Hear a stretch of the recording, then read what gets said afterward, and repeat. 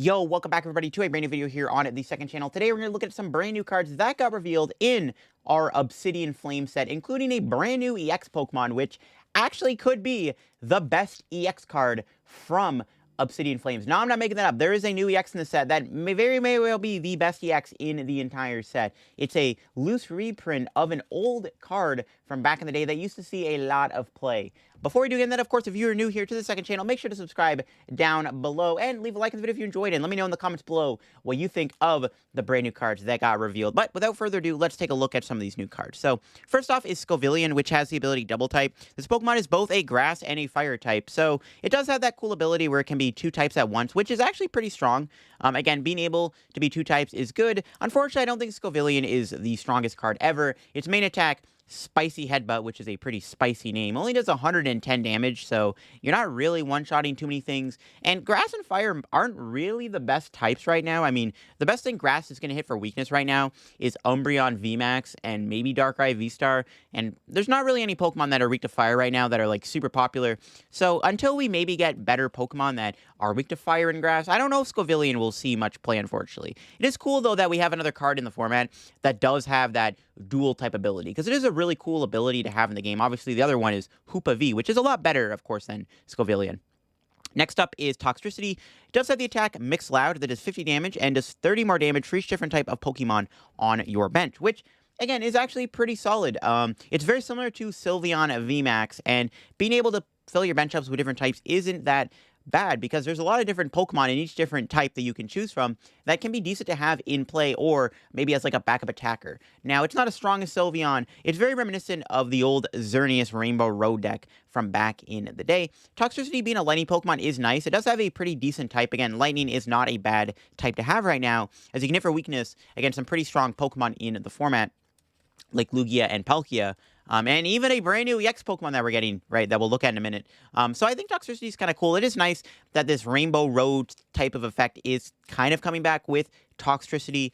And again, if you just fill your bench up with different types, you can definitely make Toxicity work. It would be a lot better if it worked for like a double Turbo Energy instead of a Lightning and a Cutlass, but not too bad. You can build it up with Generator, I guess. I did forget about Generator, so maybe Toxicity with Generator and EXP share will be the way to go.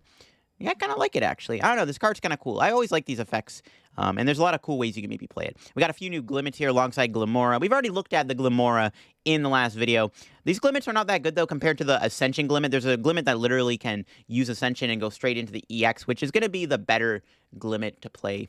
So we got a new Togepi and Togekiss and Togetic line. Now, the Togekiss is actually kind of cool. It's got the ability Precious Gift. Once during your turn, before you attack, you may draw cards until you have 8 in your hand, which is actually pretty strong. Being able to draw cards is kind of cool. Now, the problem with this card is you can only use it after you attack. I don't think we've seen a card draw cards after the attack phase before. I mean, we've seen cards that have done stuff after the attack phase, like healing, but never drawing cards, I don't think. This is like a first time, I'm pretty sure, for an ability like this. So it is a pretty cool ability nonetheless.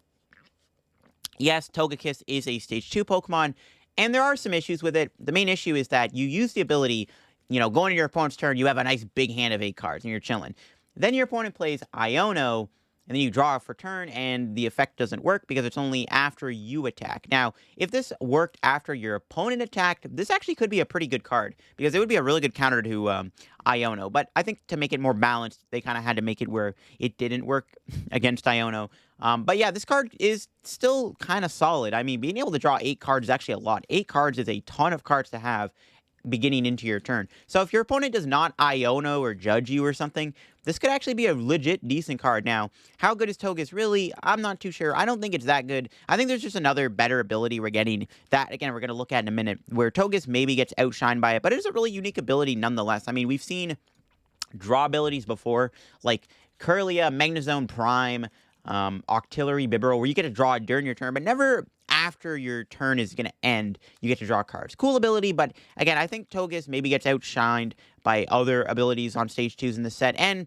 again, being able to just Iono your opponent after they do Togekiss is just kind of annoying, and I'm not sure that Togekiss will be good because of that. But it's a cool ability nonetheless, and it is cool that they're making Togekiss playable, because there is a Togetic and a Togepi that are in the format that when you play them down, you get to heal your Pokemon in the active. So that does have synergy with Togekiss right off the bat. I can kind of mention that. Of course, we got Reverum EX. We've already looked at it in the last video. You get to put up the like 5 tools on it, which is kind of sick. And then the big one, folks, is the brand new Pidgeot RDX. This is the card that everybody is getting hyped about. Pidgeot RDX is a pretty loose reprint of an old Pidgeot from back in the day. So it's got the ability Quick Search. Once you're in your turn, you may search your deck for a card and put it into your hand and then shuffle your deck, and you cannot do more than 1 Quick Search ability each turn. This ability is insane. This card, again, is a very loose reprint of an old Pidgeot from back in the day. Now, this Pidgeot card is going to be pretty insane, and everybody is excited to see this Pidgeot because, again, it's very similar to this Pidgeot right here with Quick Search, where it did the exact same thing, where once you're in your turn, you may search your deck for any one card and put it into your hand. You can't use more than 1 Quick Search Pokepower each turn. But yeah, this Pidgeot was very, very good back in the day. This was one of the best cards from way back in the day. Now, back in the day, the game was a lot different.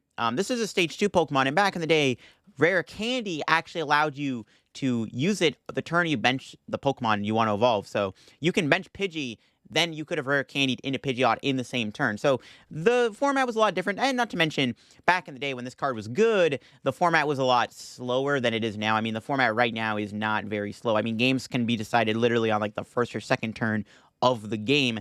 That's how the format works right now.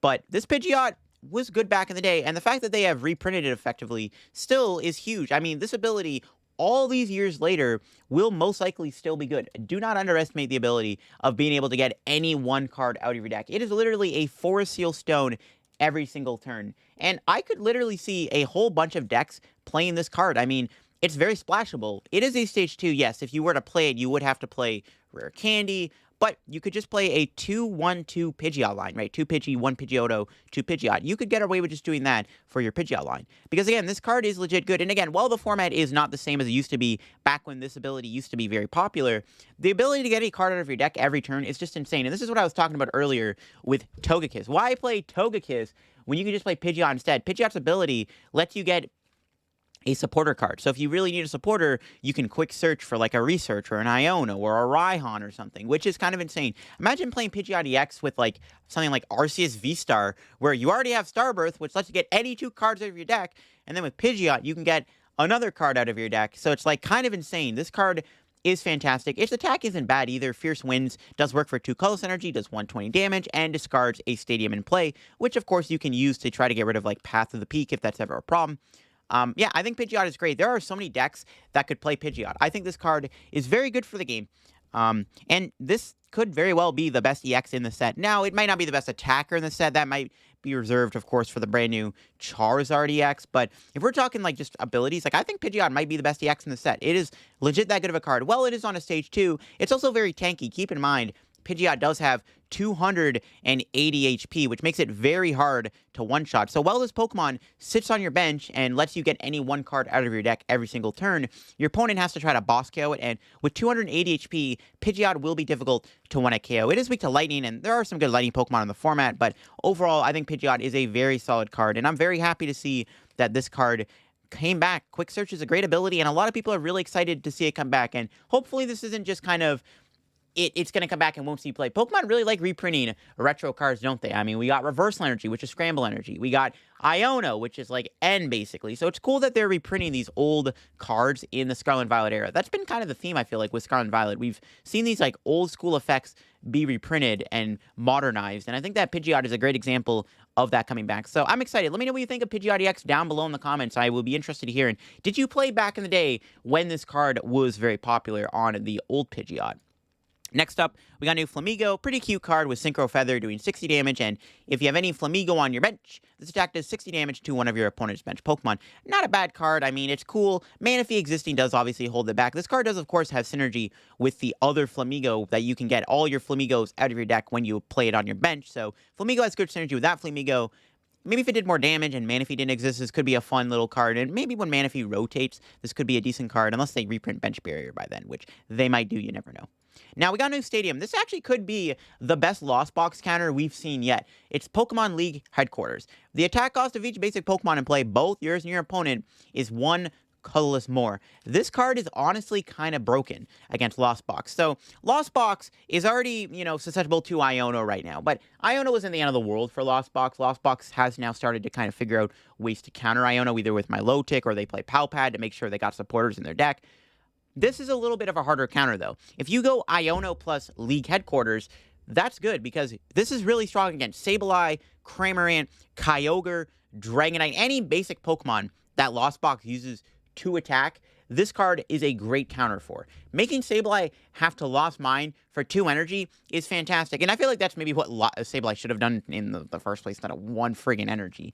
But this card, I think, is a great counter to Lost Box. I think it's better than all the other counters that we've seen, other than maybe Iono, obviously. Because, again, being able to stick this into play is good. I mean, if Lost Box doesn't find the Lost Vacuum or a Counter Stadium off of a low hand size Iono, this card could legit be devastating for Lost Box. I can see Gardevoir playing this card, because Gardevoir doesn't mind the effective League Headquarters against their Cresselias or their Zacian Vs. They don't mind that, especially Zacian V. They're already piling energy on it anyways. Who cares? So I think this card is fantastic and might finally be a great counter to Lost Box that we've been waiting for, because Lost Box has been too good for too long, and Sableye specifically is like the main instigator. But this could be good against other basic Pokemon, like Miraidon, for example. Any big basic EX or V that are in the format. This card actually is pretty deadly against, because it forces them to have an extra energy. Well, I guess Miraidon is a bit more easier to get out of this, but this card comboed with Iono against decks that use a lot of basic Pokemon, I think is going to be really good. This is actually a legit good stadium, and I'm excited to see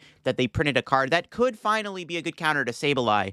So we'll have to see where this card goes. I definitely think it's great. Next up is Ortega. Look at the top, or look at your opponent's hand. Choose one card you find there and put it at the bottom of your opponent's deck, and then your opponent may draw 1 card. So I don't think this card is very good. It is kind of cute nonetheless, but again, being able to get rid of a card in your opponent's hand is strong. The problem is they can just draw a card anyways with the effect, so it's like kind of redundant. I don't think this card is very good. If your opponent didn't get to draw a card, like if you got to choose if your opponent drew a card or not, this card would be 10 times better. The fact that your opponent is the one who gets to decide if they draw a card is probably why this card will not be good. If it stated that you can let your opponent draw a card, then maybe it would have been a lot better. Next up is Gita. This card is actually pretty legit, so it's a very interesting supporter card. Until the end of your turn, when you play this card, none of your Pokemon can attack. However, you get to search your deck for up to 2 basic energy and put them to one of your Pokemon. That is kind of insane. This card is pretty fair and balanced. Obviously, if you were able to use it and your turn didn't end, this card would, or your Pokemon could attack anyways, this card would be kind of disgusting, but it is still really good nonetheless. You can't use it on the first turn, obviously the supporter rule change, or else this also would have been kind of disgusting, but Gita's actually pretty strong. Being able to get energy into play is very, very good, and you could play this card with like a passive Pokemon in the active, something like Diancie, where you can block Gust. You could play like Klefki. You could have Klefki in the active spot, like a card that slows your opponent down in the active while you play this card. Does make it pretty good, and it could actually be pretty good on your first turn of the game too, going second, right? Because, the game will be a bit slower at that point, and you could play this on your, first turn going second, and that could be pretty decent. You could just Lumineon for Gita, build up a Pokemon. Yeah, I think this card is really good. I think this is a really cool supporter card, and I definitely think that it might see some play. Again, you can either have a lock Pokemon in the active like Diancie or Klefki that slow your opponent down from being able to do anything while you build up a Pokemon with Gita, or you can easily just play this on your first turn going second, where you'll probably get more value out of it. And yeah, that's it for all the new cards that got revealed. I'm pretty sure we're going to get more new cards that are going to get revealed very soon in Obsidian Flames, so I don't think this is going to be the last of the new cards. We're definitely going to see more get revealed very soon, pretty sure. But yeah, I think Pidgeot is a fantastic card. Let me know again what you think of Pidgeot down below. Let me know what you think of all the new cards down below. What do you think of the new Pokemon League Headquarters Stadium and the new Gita supporter? I think we got some pretty cool new reveals, and again, I am very excited for Pidgeot to come out. Again, I think any deck can honestly play Pidgeot. It is that splashable of a card. But thanks for watching the video. If you enjoyed, leave a like. If you're new to the second channel, again, make sure to subscribe down below and all that good stuff. And I'll catch you all on another video here on the second channel. Peace out and have a good day.